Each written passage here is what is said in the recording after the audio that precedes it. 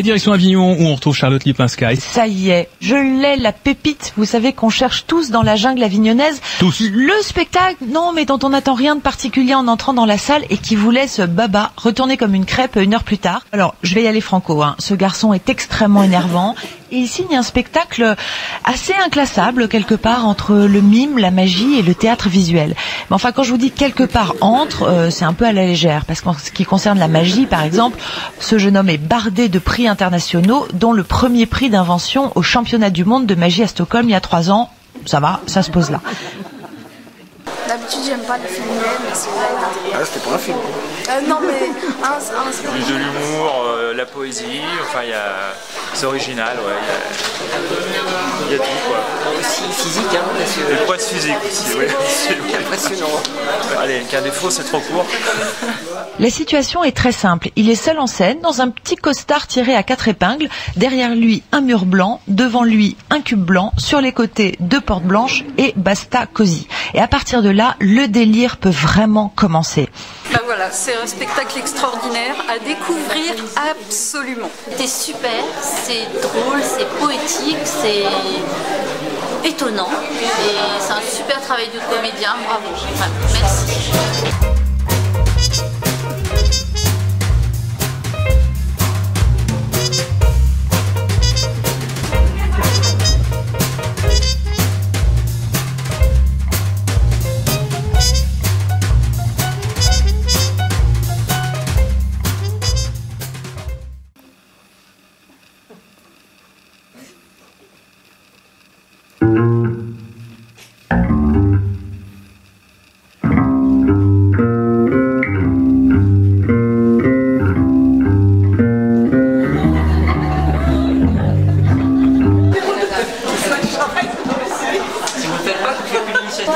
Nous avons assisté à un spectacle exceptionnel.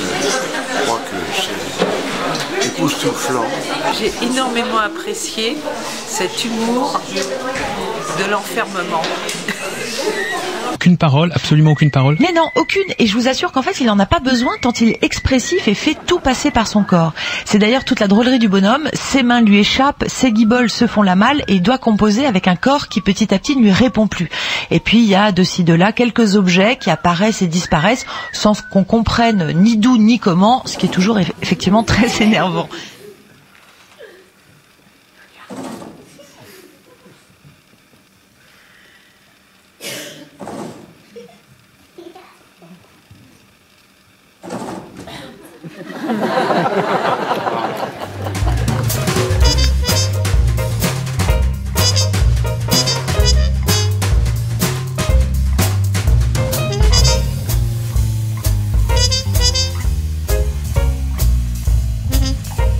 Génial, il faut surtout ne pas louper. Formidable, on ne s'ennuie pas une seconde, de l'humour, de l'invention, de la technique, mais beaucoup de poésie, c'est vraiment extraordinaire. Ça fait penser un peu effectivement au Marceau, Buster Keaton, mais un petit peu les exercices de style par moment, en visuel, la répétition sur d'autres rythmes, d'autres façons, c'est extraordinaire.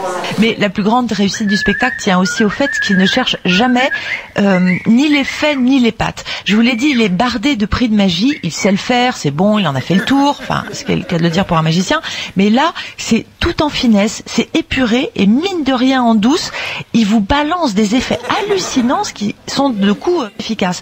Vraiment, si vous êtes dans les, allez, on va dire 500 km à la ronde, venez faire un tour à Avignon pour découvrir cet artiste très singulier, Pierrick, dans Homme encadré sur fond blanc. C'est un spectacle aussi bien pour les adultes que pour les enfants? Absolument, hein. J'y suis allée hier, il y avait énormément d'enfants dans la salle, même si ce n'est pas spécifiquement un spectacle pour les enfants, il y en a beaucoup, ils adorent et ils rigolent, mais autant que leurs parents.